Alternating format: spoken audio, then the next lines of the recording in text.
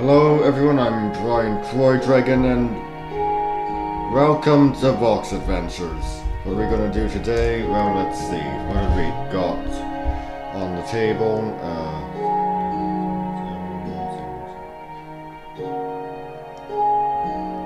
Yeah, let's try again at 11, I guess.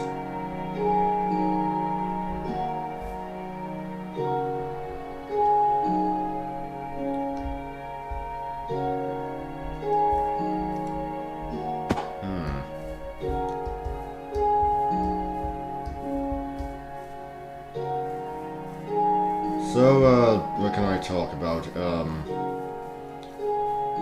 Finished He-Man and the Masters of the Universe, the new one. I mean, it's season 1, so obviously there's gonna be another season.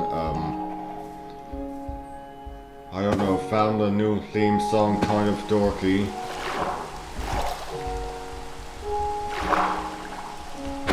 I mean, really, do we actually need a theme song? Maybe just a nice instrumental.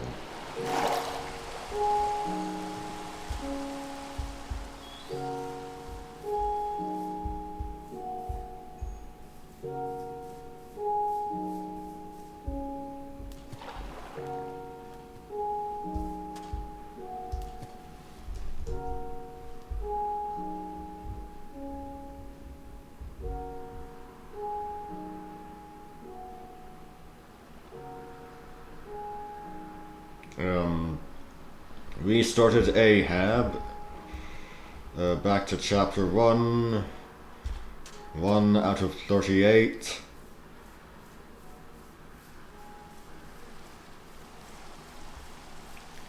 And of course that reader who is always there to suggest a character, put forth characters.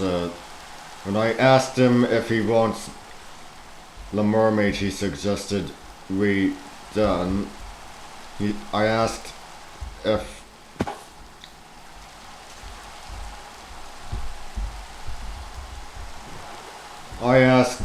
he still wants her to be a natural born mermaid or if he should be surface born. And because, yeah, redesign the natural born mermaids. They're more nightmarish, taking inspiration from the horror manga School Mermaid and the sci-fi horror novel Down in the Deep. Down in the depths, one of those things, and folklore.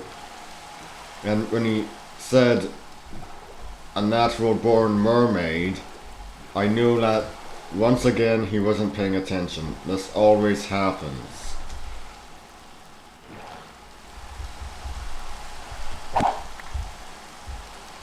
So I told him to reread, and what was his reaction? No, they're nightmarish, and that's exactly the point.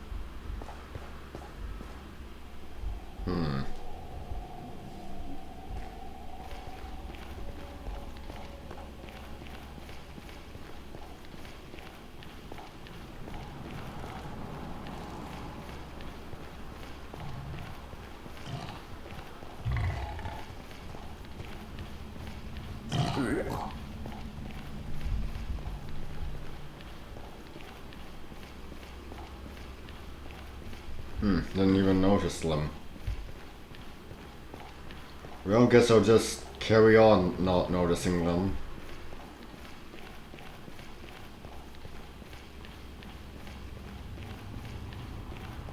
I mean, they have to stop pulling.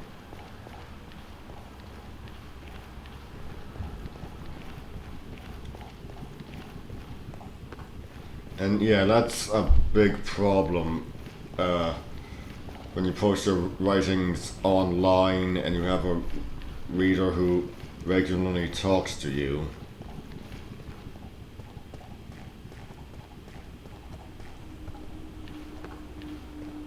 You can't be certain that they actually pay attention.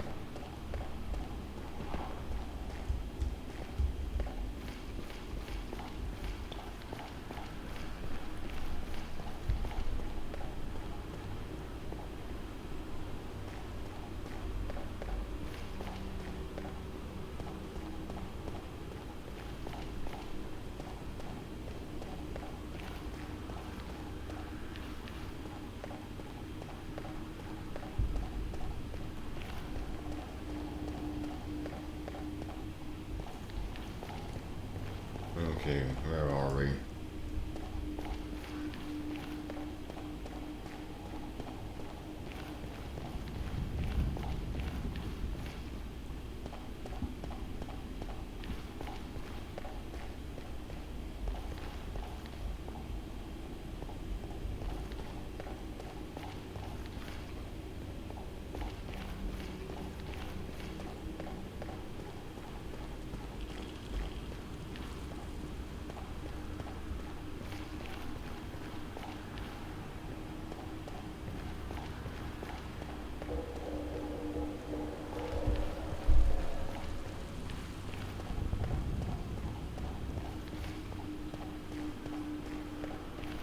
Okay, so natural born mermaids, yeah, as I said, took inspiration from School Mermaid. Yeah, that novel Down in the Deep or whatever it is. Edge of the Nether. And of course folklore, and it's resulted in a pretty nightmarish looking type of mermaid.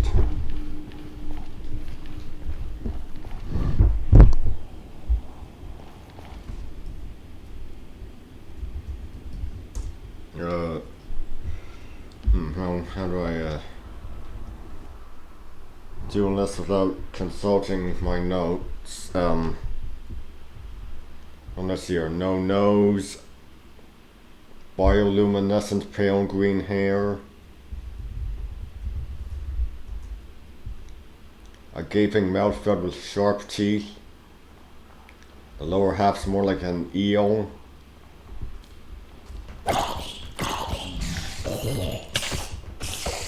They're at least 16 feet in length.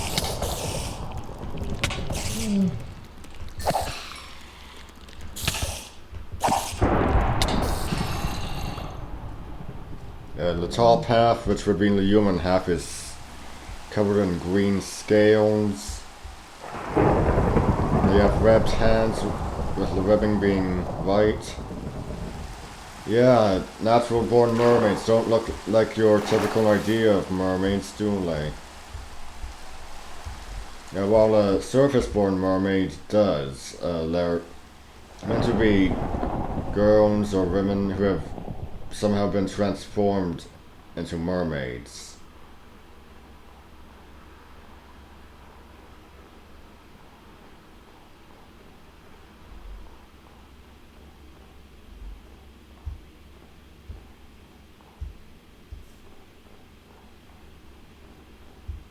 And they're typically more like the kind of mermaids you see more often in pop culture.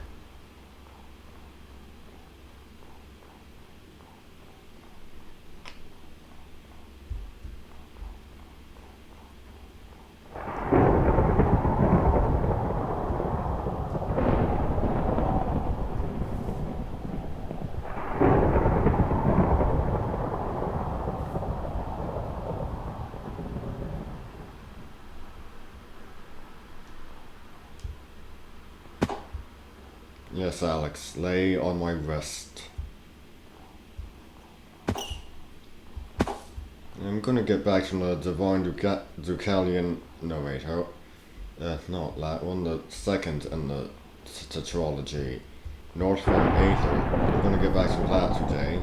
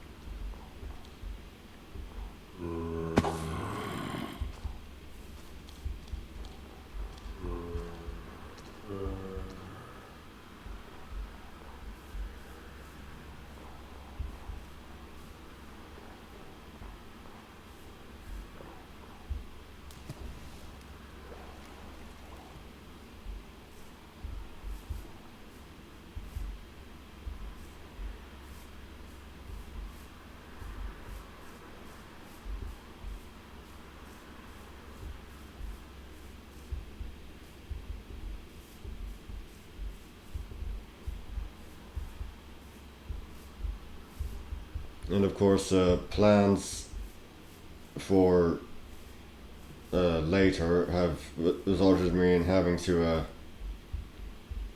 see what kind of sharks are native to Canada's coastal waters.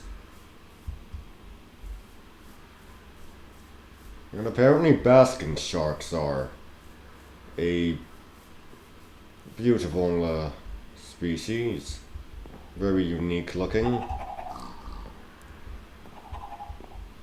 Second largest species of shark, after the whale shark, and thus the second largest species of fish.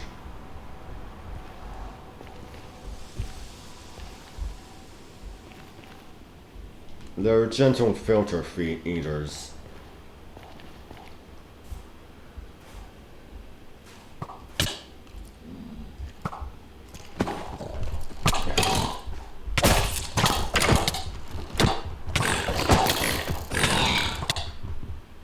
Well, that was something.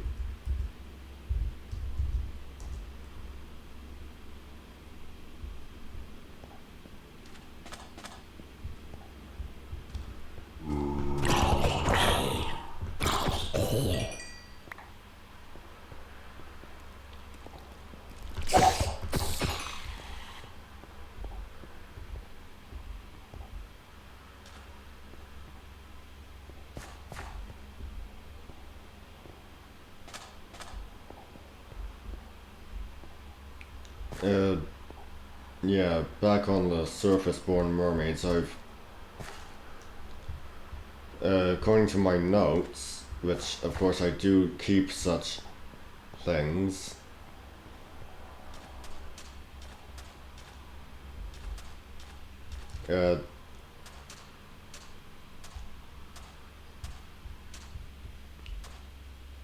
more dominant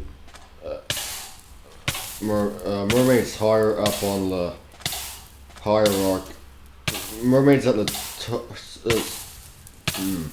natural born mermaids at the top of the hierarchy have blank eyes and clawed hands, clawed and webbed, because of course.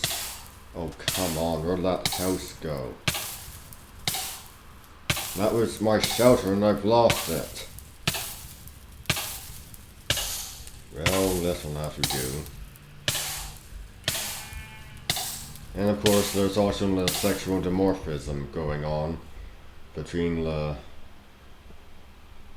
mermen and the mermaids.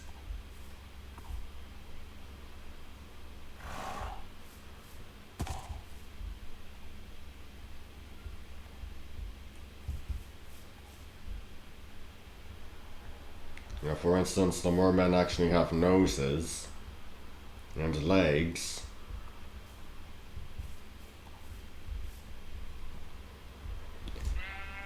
And they're actually more human-sized.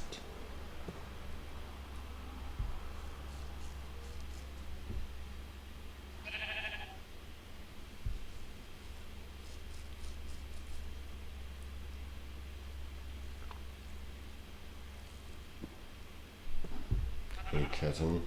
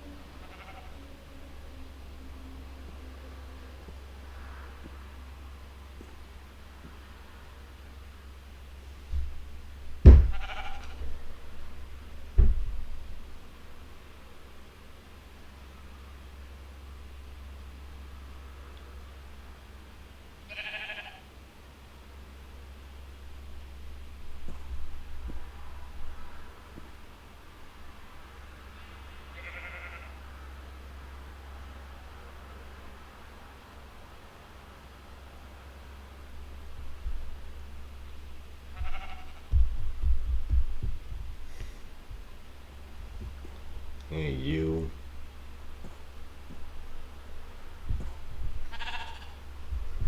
Hey.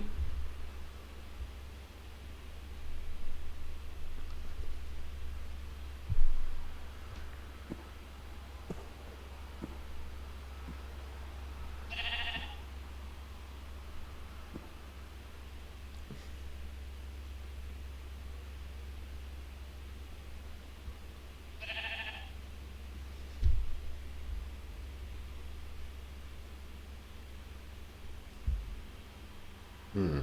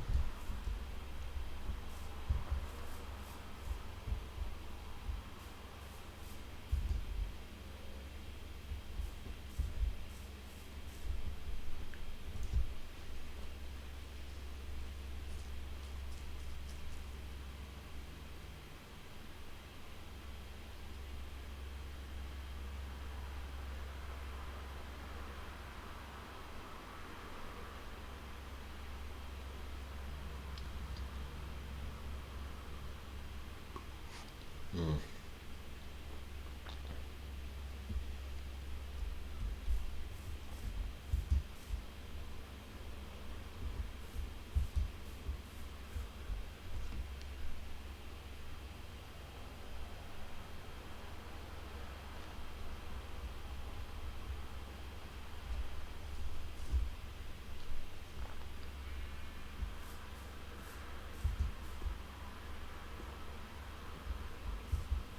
Also been taking, making notes on what Ronaman is to the surface world.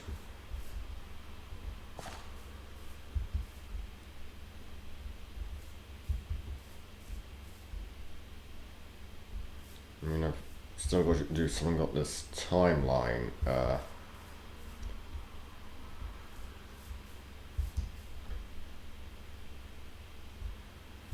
He's supposed to be Cormac's father's cousin, and, well, Ronaman is 242 and Cormac's father is 50. Yeah, that's definitely going to need fixing. Or just not have him be his...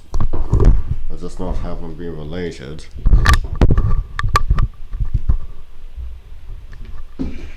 I don't know.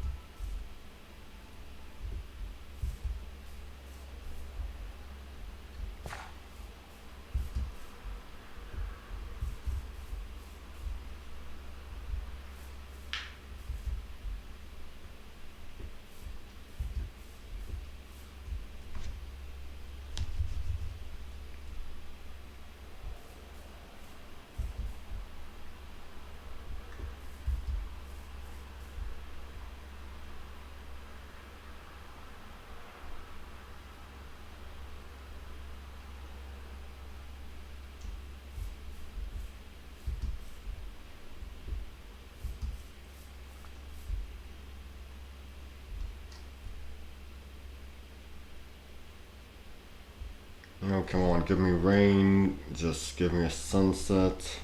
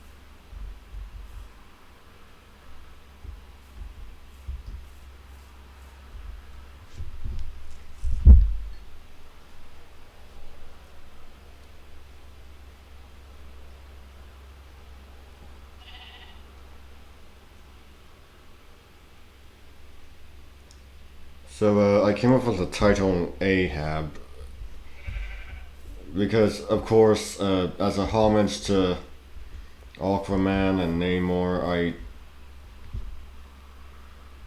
I was just looking through various pieces of information about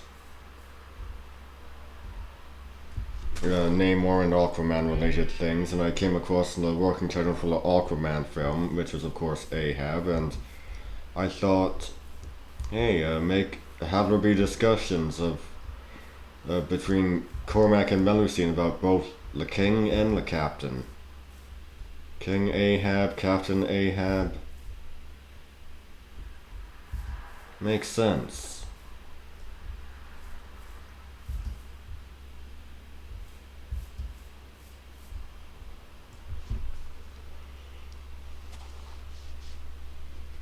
Gotta fit the title in somehow.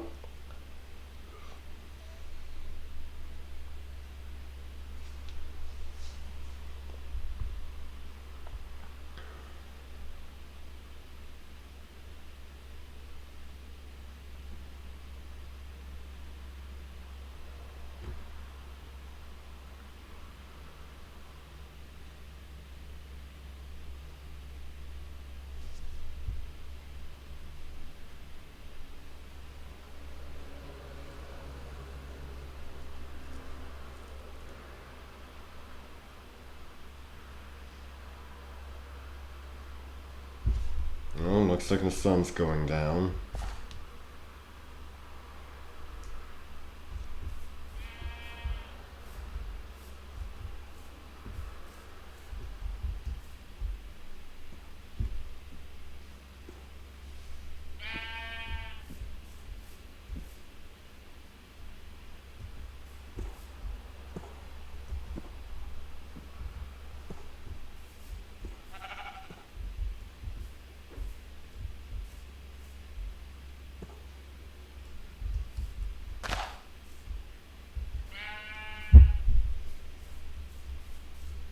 As for the undersea gorgon I have planned,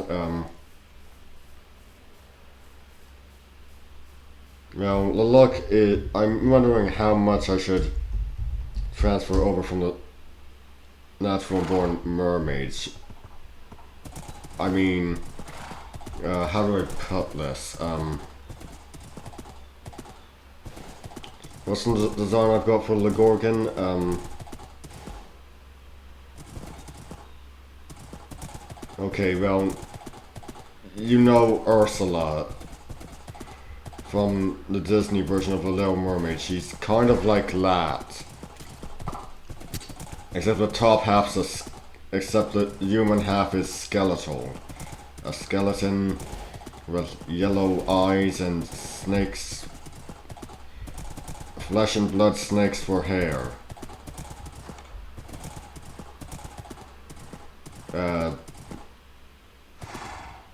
Not sure if she should be the same size as a surface-born mermaid, which means regular sized, or like the size of a natural-born mermaid.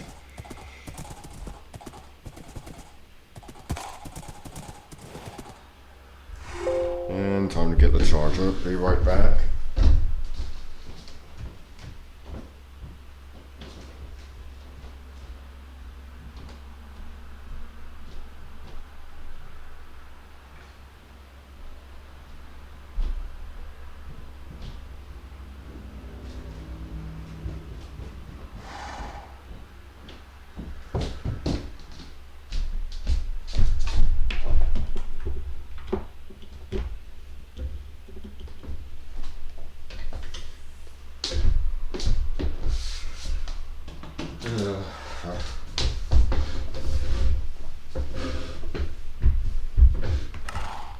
I mean, it's definitely an idea incorporating some things that I introduced for the natural-born mermaids. Initially, when I was redesigning her for Ahab, I looked to the animated series for Jumanji, which actually did feature mermaids in one episode. And they have this glamour about them that when you see through it, you see what they really are. The snakes for hair, the skeletal upper half, it's the yellow eyes, it's really quite ingenious.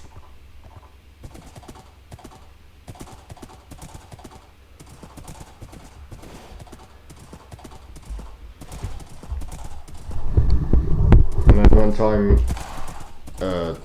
later I was watching, of course, Disney's adaptation of The Little Mermaid.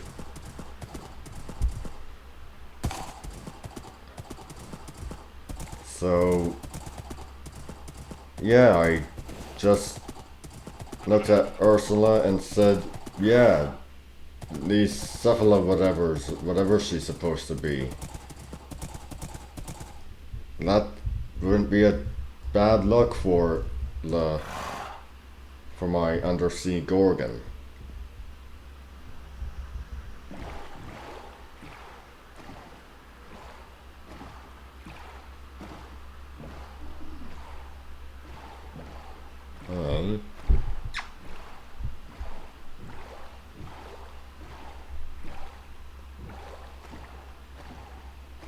Of course, a body like that really leaves you wondering how such a thing can work. Because an octopus, being a cephalopod, has no skeleton. Well, obviously we do, so when the bottom half has decayed, all you'd have left is the upper half. So it's kind of weird to think about. You just have a skeleton with no lower half, which just really causes you to realize just how weird a creature like that is. I mean, I know there's plenty of strange things in mythology and fiction, but with a centaur, with something like a centaur, when the flesh is gone, all of the body is still there. Something like Ursula, the flesh is all gone and only the top half of the body is still there. Yeah, it's something that really makes you wonder. Oh, what's going on? Just Gmail. Who's a good kitten, Alex?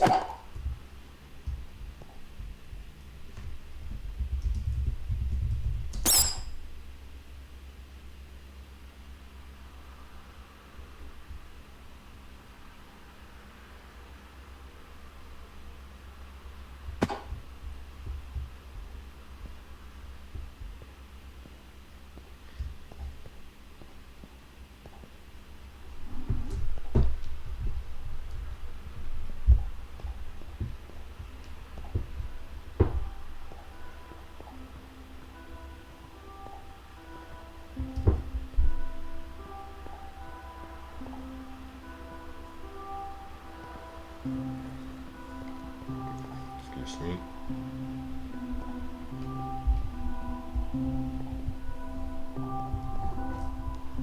Hey.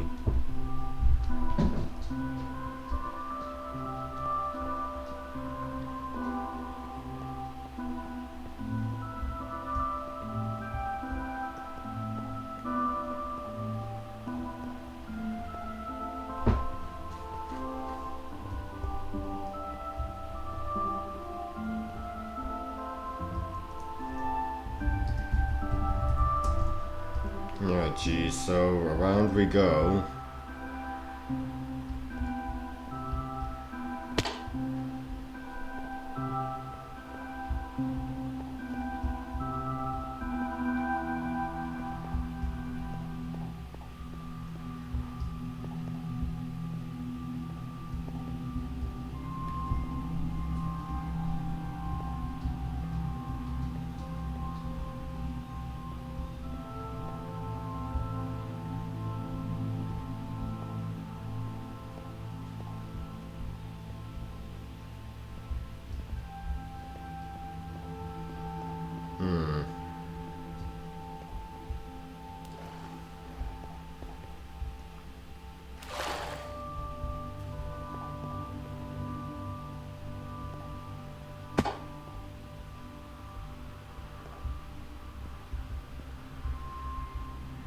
Ah, here we go again. Let's go dig out shelter this time.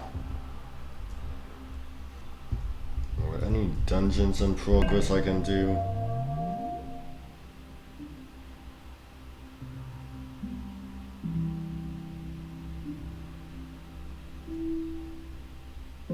Nope.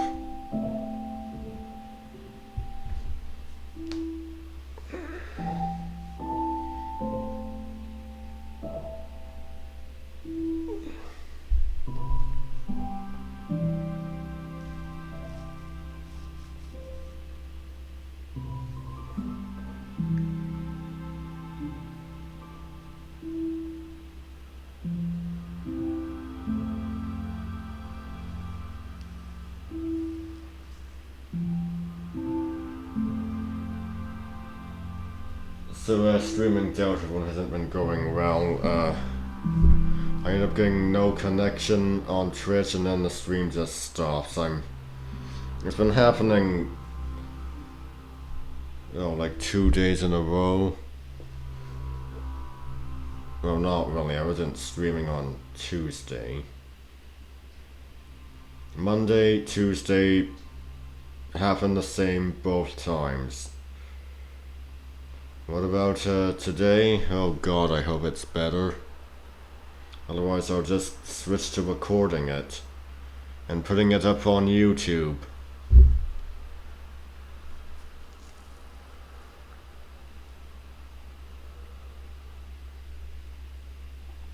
Down to Rune Chapter 2, why do you do this to me? Twitch, why do you do this to me? Why, of all games, is it this one that you do this to me?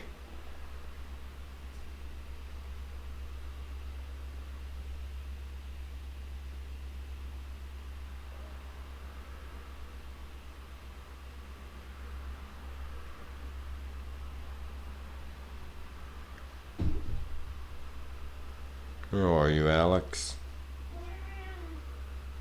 Hey. Somewhere. No, there he is. What, baby?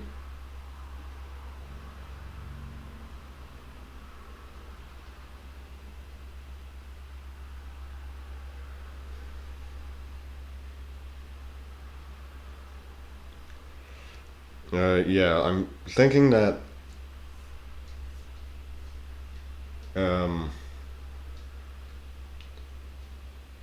for differences between surface-born and natural-born mermaids, natural-born are flesh eaters, while surface-born are electric vegetarian. With surface-born being well, I told you, they're girls or women who have been transformed into mermaids. It's not like going after people on boats or divers is going to be appealing to them to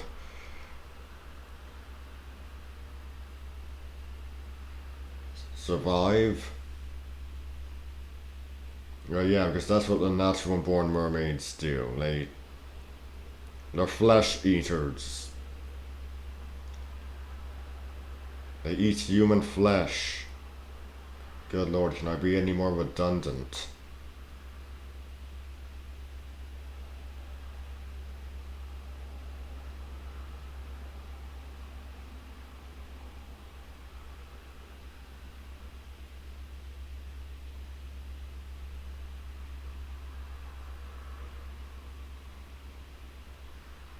Of course, you probably needed some specification, but I'm pretty sure I pretty much established that when I said divers are people on boats.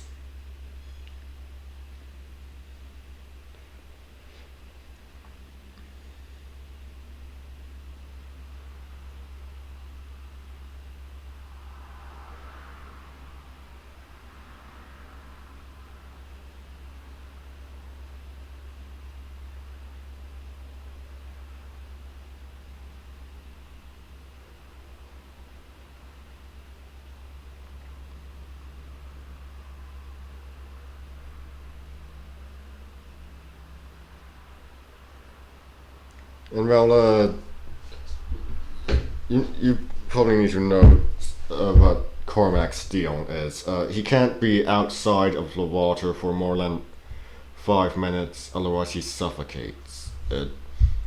It's like how we can only be the longest. Well, you get the idea. He's pretty much gone into an inversion of what it is for us. He's pretty much stuck living in the water. He's still got his 4 limbs. He's not on under any transformation, any physical transformation or anything like that. He just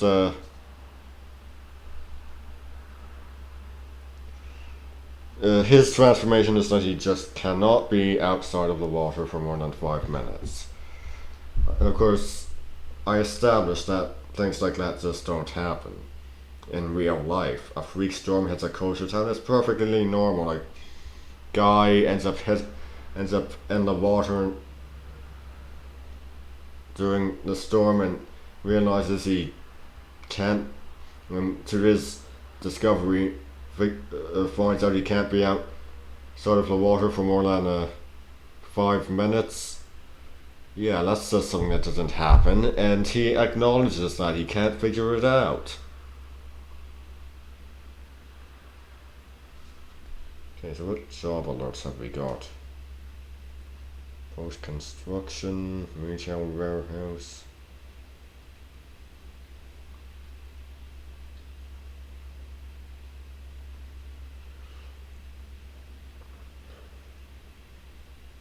Hmm.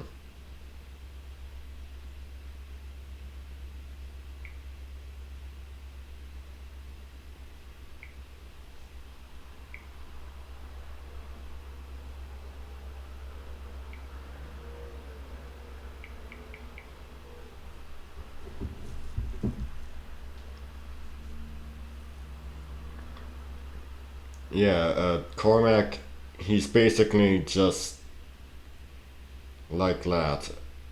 Uh, no physical transformation. He doesn't even get. Well, Melusine was transformed into a mermaid. She ends up with things like a hearing range like a dolphin, being able to understand marine life. Cormac doesn't get any of that, so when I have her realize, because it's told from Cormac's perspective, when Melusine first starts hearing something talk to her, some form of marine life talk to her, Cormac doesn't know what's going on. He doesn't hear anything. It's going to be a basking shark. And taking inspiration from Peter David's run on Aquaman, sharks aren't going to have the best memories, the longest memories. So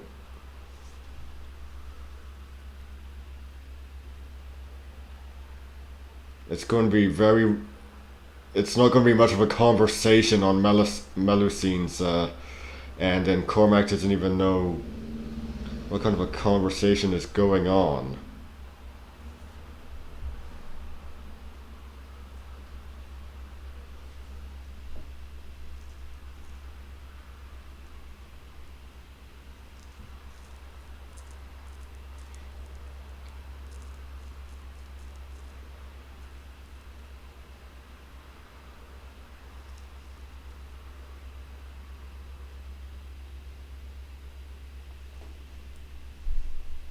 You know, remember once having a dream about my dad, and he was tasked to fix this prop shark that had been used in movies since the Silent Age. And the thing about this prop shark is that it just kept looking worse and worse as time went on. It had been used in movies since the Silver Age all the way to the present day, and that's jeez. I'm right here, but I can't really go anywhere. And so I told that at a one of Cerulli Cat's streams.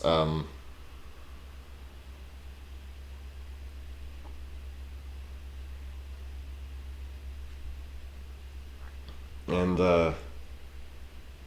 well, he was trying to interpret dreams, and one of my fellow viewers said, "Brian, that is terrifying, because naturally, a prop shark that has been used since the Silent Age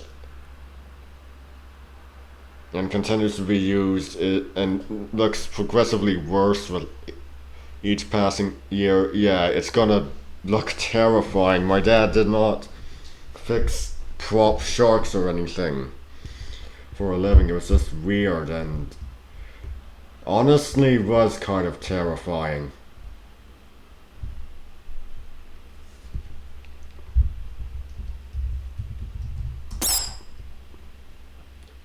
I doubt there actually are any prop sharks that have survived from the Silent Age. Oh God, and continue to be in use. I mean, that would probably beg the question of why would someone be using a prop shark that's been used since the Silent Age.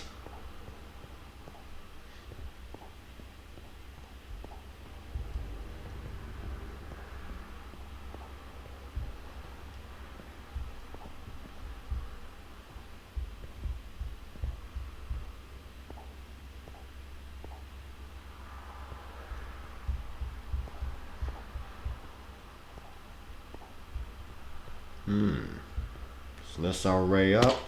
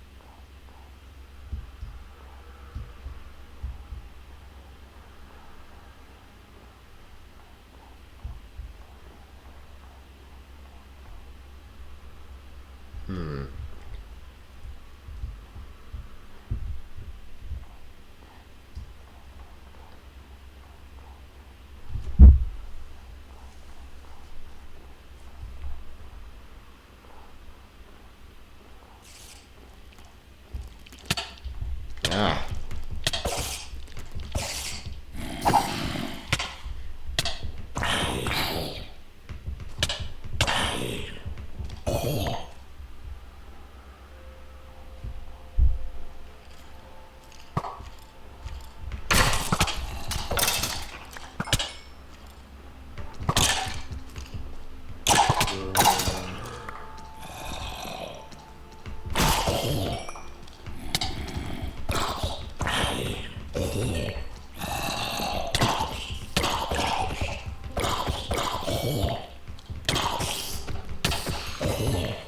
Certainly getting action packed up here.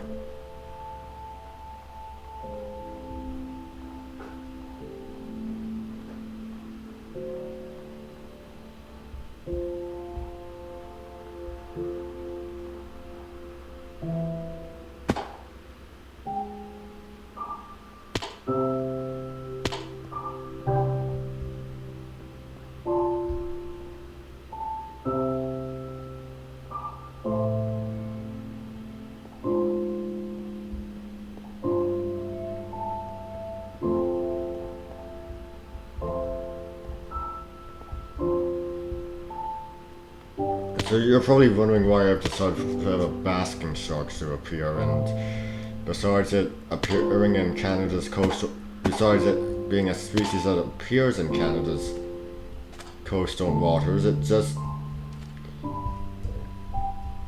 well, it appears in both the Atlantic and also in the Pacific at times.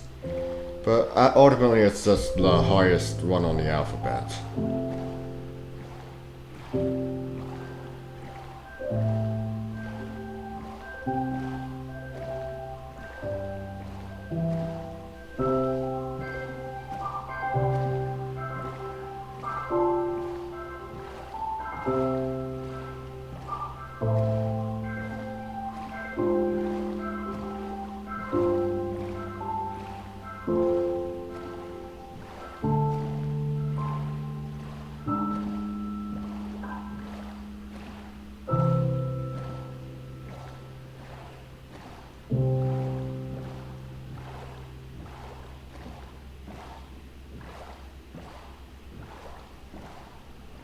I'm not sure if the understanding of marine life is something I should just have the for the surface-born mermaids. Just make them a bit different from the natural-born mermaids.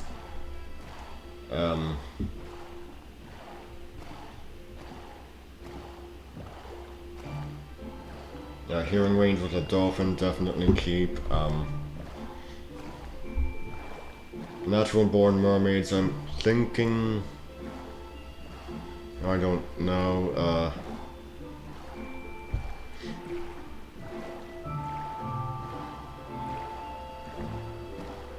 I don't know. Definitely, they're going to have the hearing range of a dolphin as well.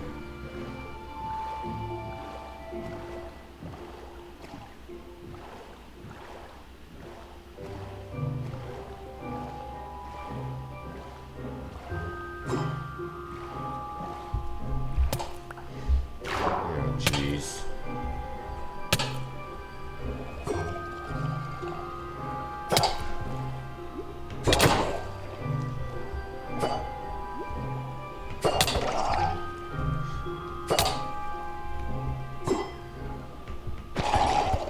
Okay, which direction was I even going in? I'm all turned around.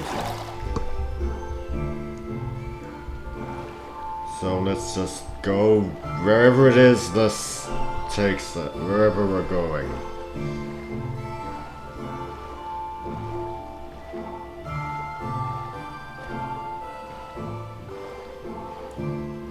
Yeah, something that I regret when writing Ramu, Ronim, and the Exalted is that there was no closure, there was no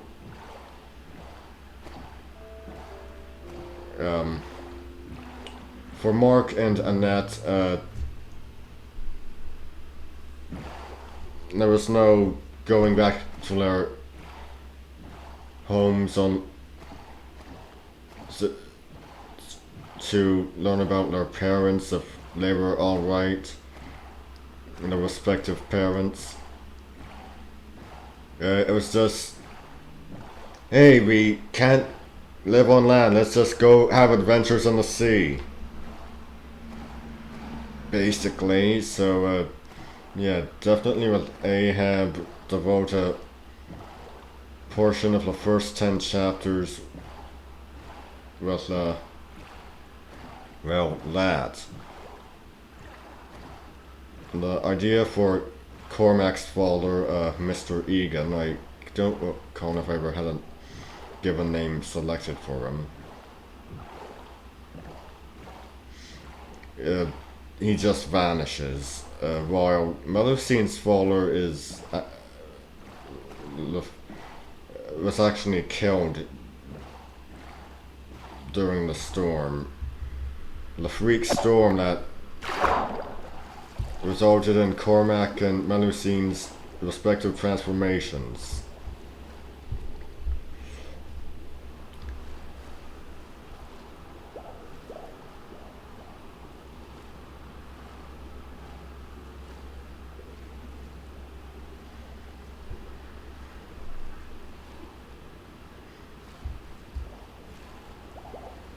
And also going to be bringing this Henslow character that I only had mentioned in the previous drafts of in my notes for Ahab, probably into the forefront. Actually make him a character. I mean, I always intended for him to become a character, I just didn't know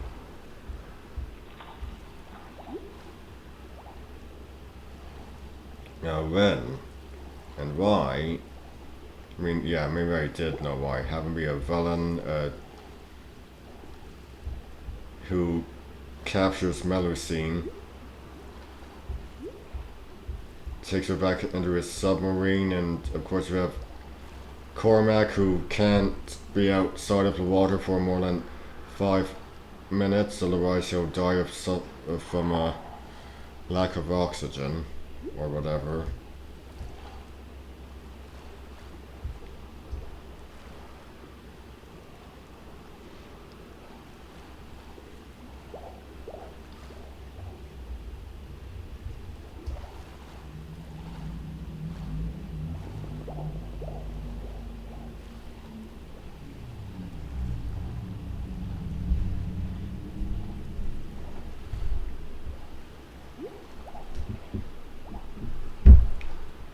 I'm not intending for Hensnow's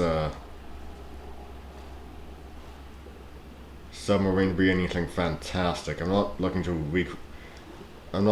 it to be the Nautilus from the 1954 film version of 20,000 Leagues Under the Sea brought to life. The Nautilus in the original novel didn't even look anything spectacular. It's just the design of it. It basically brought a modern military submarine to mind. And I know that's not everyone's cup of tea, or even something that maybe anyone would find incredible, but at the end of the day, that's just what you need. A reminder that sometimes that's just the kind of design that is needed.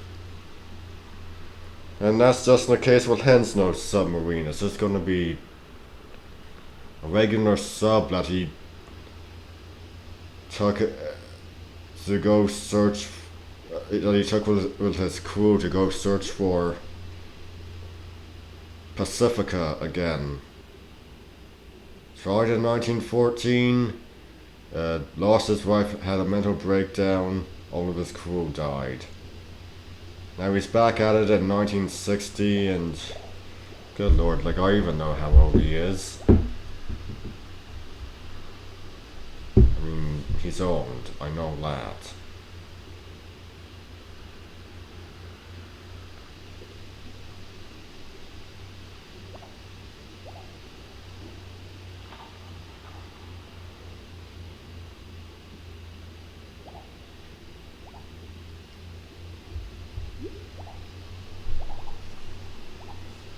Roneman's paternal grandfather, now a vampire, I'm definitely going to be including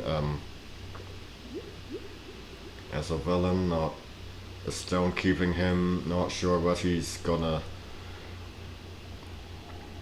I really don't know anything about the age thing. I'm figuring out the timeline here. But if Roneman is 242, I have no idea how old his grandfather is even supposed to be. Like, maybe. I have no idea.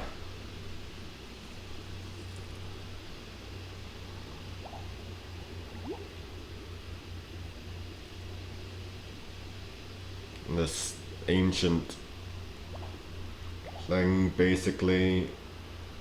If Roneman's 242, then how old is his grandfather? When did his grandfather even die? Before I went into this humanoid abomination type thing, Roneman's grandfather died in 1914,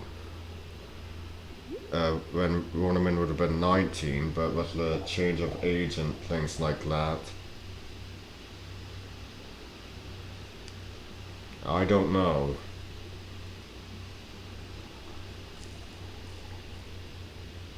It might keep it like that, when he was 19.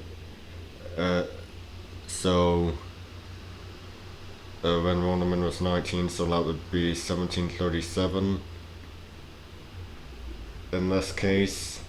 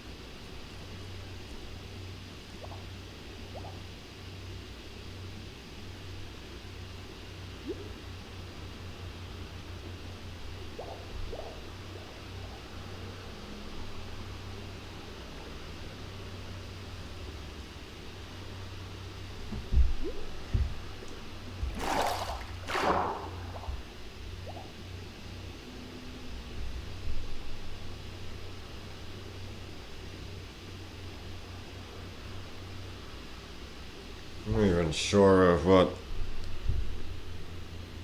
ornament's actually gonna look like. I've got pale white skin and eyes that are completely black, but I don't know. Have them look like the other Pacificans, basically. Or look like a bit more of a combination of, like a, look more hybridish. I mean, obviously, taking inspiration from Lovecraft's deep ones, by all logic, he should just a hybrid between a deep one and a human would eventually just turn out looking like a deep one. So I'm not exactly sure what to do. Here, I mean, I'm definitely looking to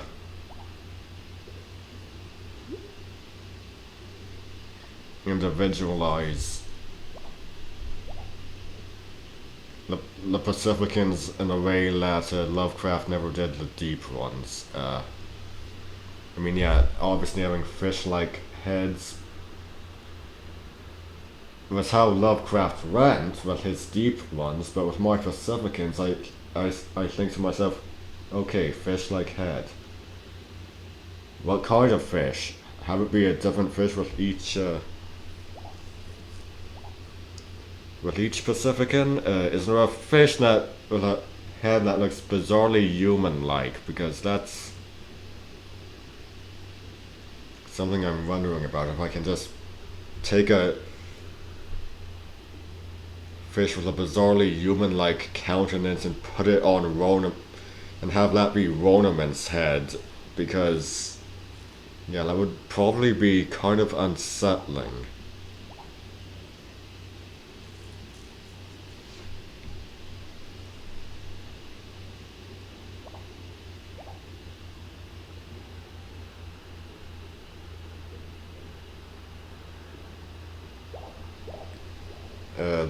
Definitely gonna go with one having the head of a basking shark, because that's a really distinguished look amongst shark species.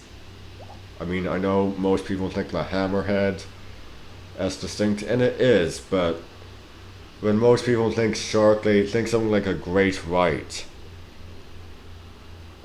And there's a really sharks have a wide range of appearances. For instance, there's the ray-like angel shark, and there's the robogong that looks like a runaway rug.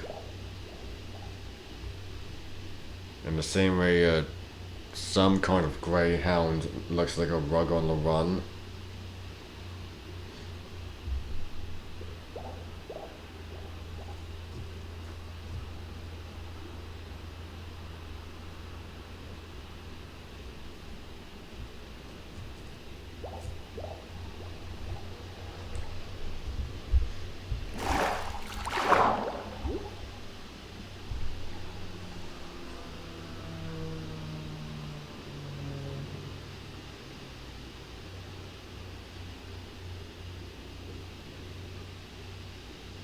As far as color goes for the Pacificans, again, drawing from Lovecraft's deep ones for inspiration, he specifically said they're a grayish green with a white stomach, so yeah, obviously grayish green, we get the basic color, but the white stomach, I'm thinking maybe different shades of white to really differentiate, as well as the different kind of fish heads, because Lovecraft, he really yeah, they're really something that can be, it's an interesting design, and they're interesting characters, but Lovecraft never really did much with them. we he just basically gave the world a design and then fictional species and that's it. What I'm looking to do is that I took inspiration from this design and now I'm thinking, yeah, just individualize it. And of course with Ronamen, with the pale white skin and like completely black eyes, that's really something that individualize. That's really something that's a more individual appearance.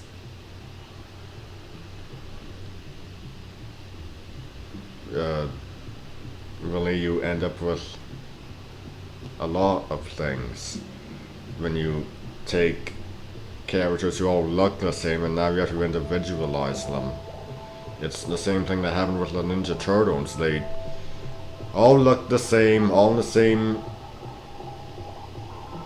red bandanas, red masks, just different weapons, and over the years that's really what's happened. People have had to individualize them. I mean, yeah, red's my favorite color, but good lord, you really need a way to tell the four apart, and I know the original comics were in black and white, but even in color, yeah, they still have the red bandanas, the red masks, and really, you need to individualize them beyond different weapons and different personalities. Especially in a medium like comics and television and stuff like that. It started with the 1980s animated series, which I don't care for. Basically threw out a lot of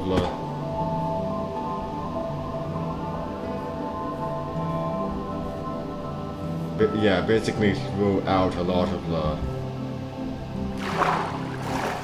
comics.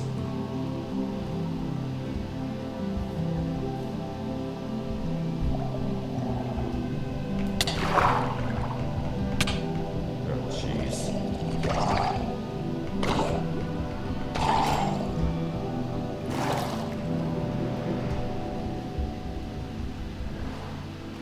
And something that I can't wrap my head around is that they made Baxter Stockman black in the who is black in the comics, white in the show, and declared that it would be racist to have a black villain. But meanwhile, the character of Bebop, when he's human before he's mutated into a mutant warthog, he's black. So I'm sorry, how does that work? As long as they're not human, it's not racist? I mean, the guy gets he starts off human, but then he gets mutated, so what, doesn't count as a mutant? They ended up mutating Baxter Stockman into a mutant fly, so if that's the case, what does it matter?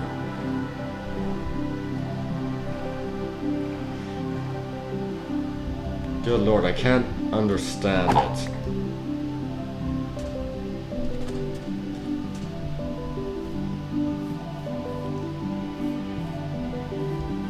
I don't even understand why Bebop and Rocksteady exist.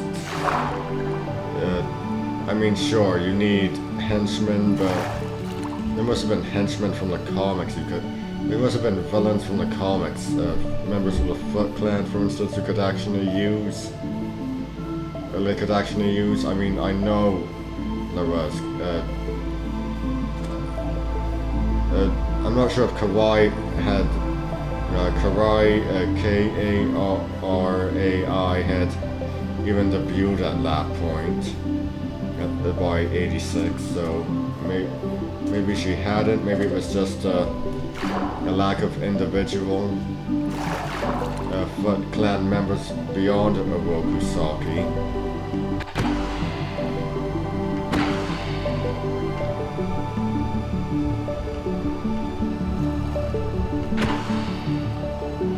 maybe it was.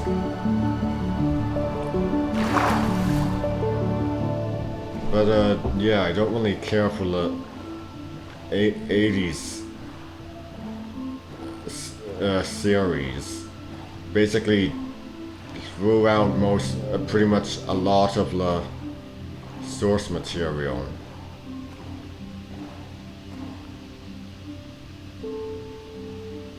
And I really can't wrap my head around that. Can't have a black villain thing because with Stockman being, if they were gonna just go and mutate Stockman, does it really matter? I mean, Bebop was black when he was human, then they mutate him, and what? I'm sorry, but Bebop was black when he was human. Are you telling me they couldn't have just had Baxter Stockman be black? Is this a major villain thing?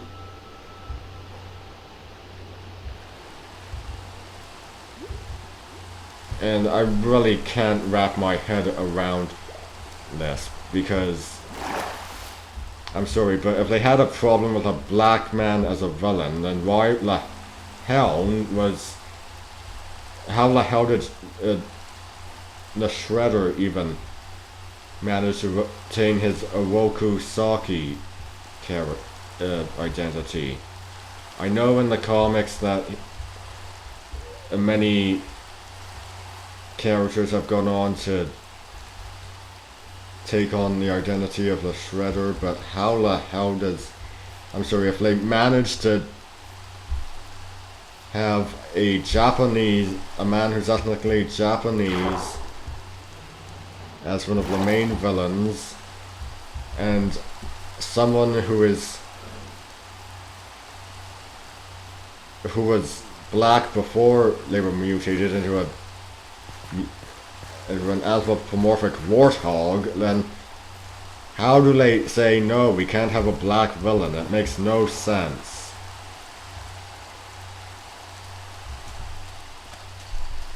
Going from human to mutant, I mean, it just makes no sense. I mean, I know I'm repeating myself a lot, but Bebop was black before he was mutated, and the fact that they can't do the same with... They couldn't have done the same with Baxter Stockman just makes no sense. If they were gonna go ahead and mutate him,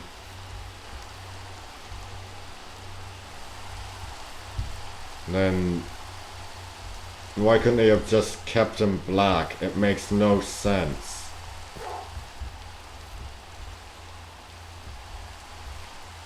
It really, really makes no sense.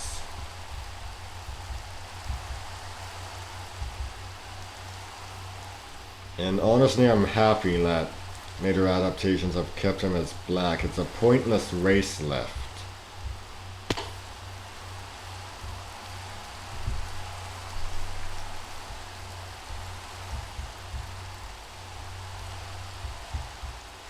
And I really, really doubt that the creators of the TV show thought it would be racist to have a black villain. If they truly thought it would be racist, they wouldn't have had a villain who is ethnically Japanese or have one of his henchmen be black before he was mutated.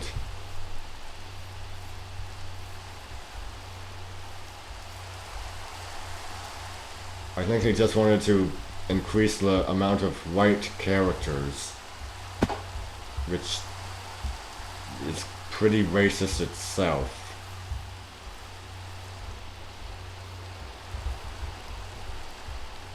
It's not like Shakespeare, where we've had Patrick Stewart as Othello, who might actually not even be black, but we don't know. He's either black or he's Arabic.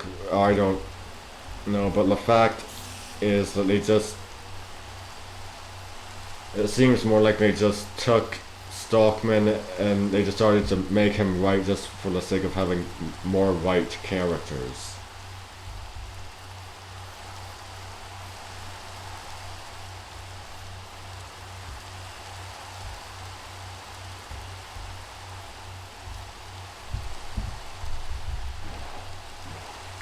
And yeah, I'm pretty sure that's what really happened. If they truly cared about it, they wouldn't have had. They would have made. They wouldn't have retained Shredder's Japanese heritage. They wouldn't have had Bebop be black before he's mutated. It was just about those 1980s executives wanting there to be more white characters.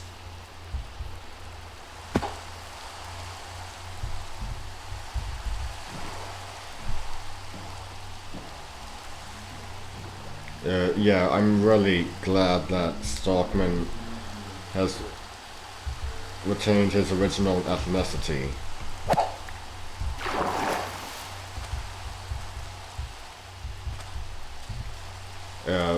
With later adaptations.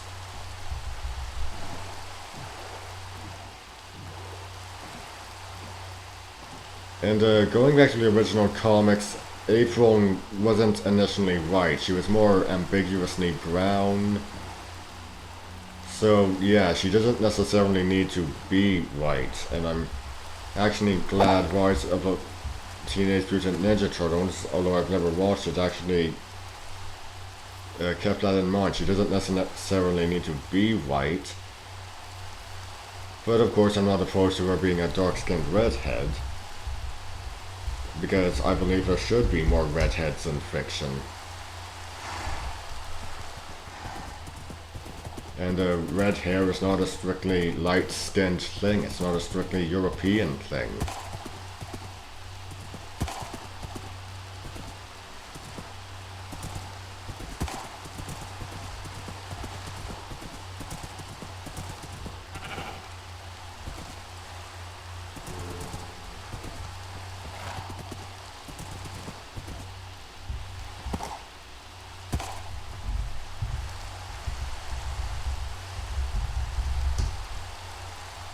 Oh god.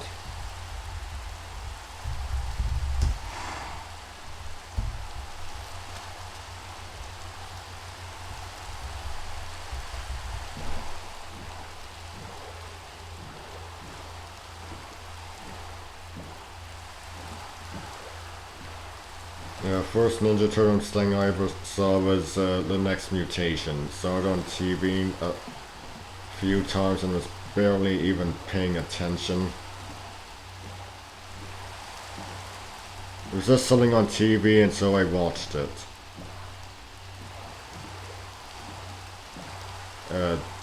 It wasn't until the 2003 series that I actually did pay attention.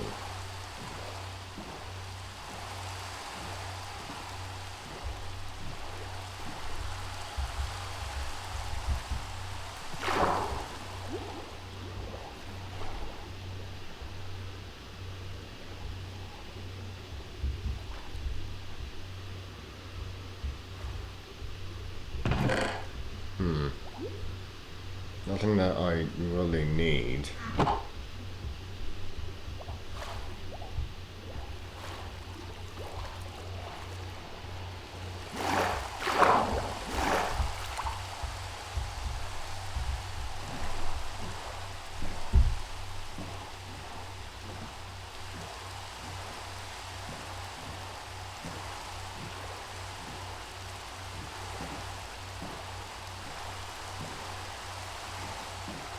Okay then. Well, I can't get off here because then I won't be able to...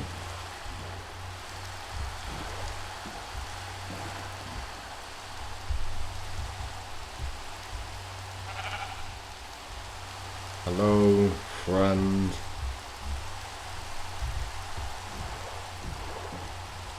I get off here, I can't get my boat back, so let's just keep on going.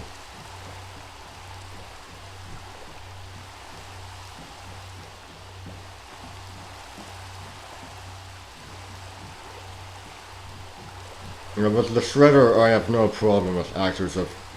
I have no problem with him being portrayed as a different ethnicity. In the comics, the many different characters have taken up the mantle of the Shredder, so it's really in no way a problem. I mean, the first Michael Bay one, yeah, I know Eric Sachs was supposed to be the Shredder originally. And the way I see it, if the Shredder's been a demon, an alien, or in the case of Karai taking up the mantle, a woman, is having a white guy being the Shredder that the biggest change? Because let's face it, the Shredder's become a legacy character. It doesn't necessarily need to be Oroku Saki, the original character.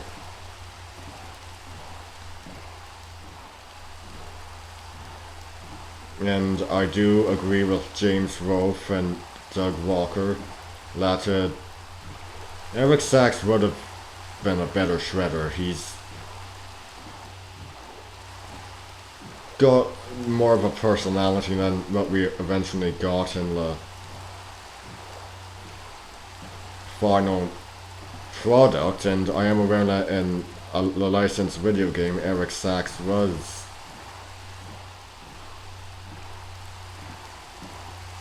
the Shredder, and here's something to keep in mind. In the original comics, Oroku Saki was named, though he does come from Japan, he was actually named the leader of the New York branch of the Foot Clan.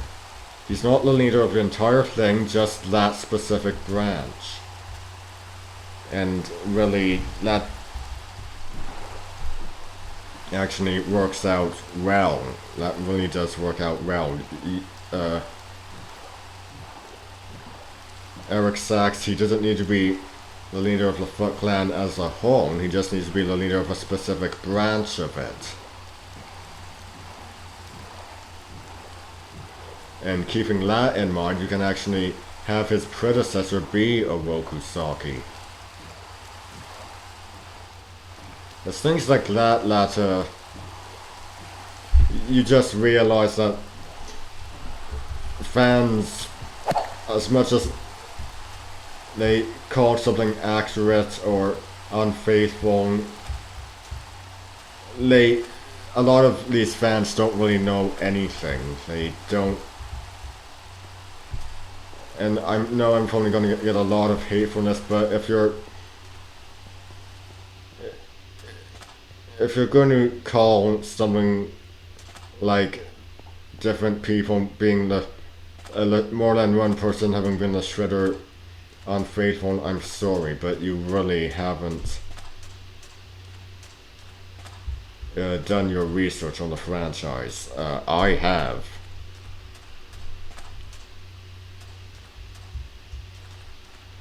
There were some comics where Raphael actually became the Shredder.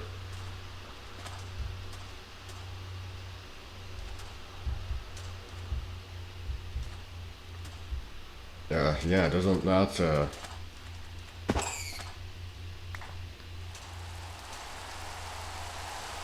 isn't that a bit of a weird thing? I mean, there's been a Lady Shredder in the comics, which I think was both that and Raphael as the Shredder was done by Image rather than by people at Image rather than people at Mirage.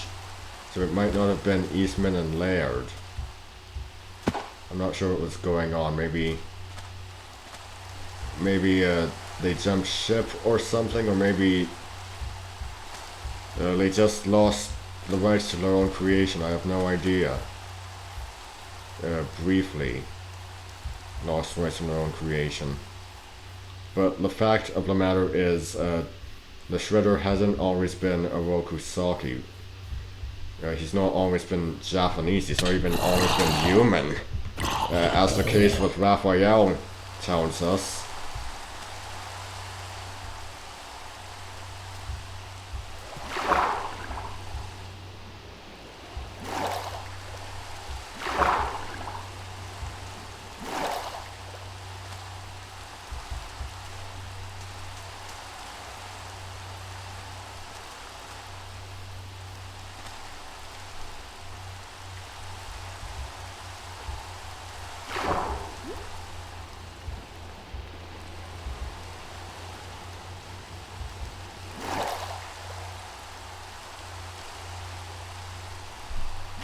And there goes my left foot falling asleep.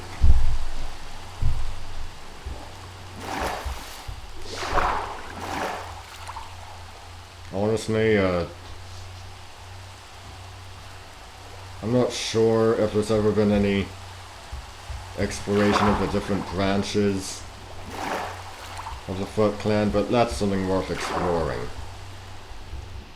If Orokusaki and the Shredders was just the leader, I say was because, well, not much of a spoiler alert since the issue debuted in 1984, but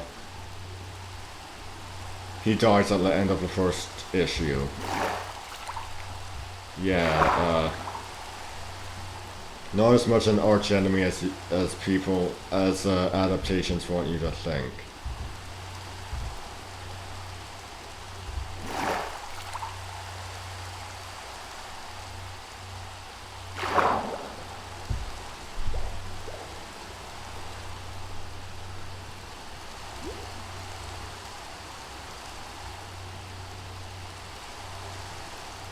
Yeah, I really can't wrap my head around. I really can't believe the audacity of saying, oh, can't have a black villain, and then go ahead and make and then have one of the main villains be ethnically Japanese and one of his henchmen be black before he's mutated. It makes no blasted sense.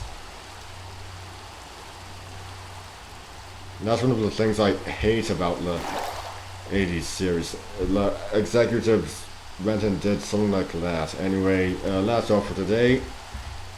I'm Brian Croydrigan signing out. Stay straight.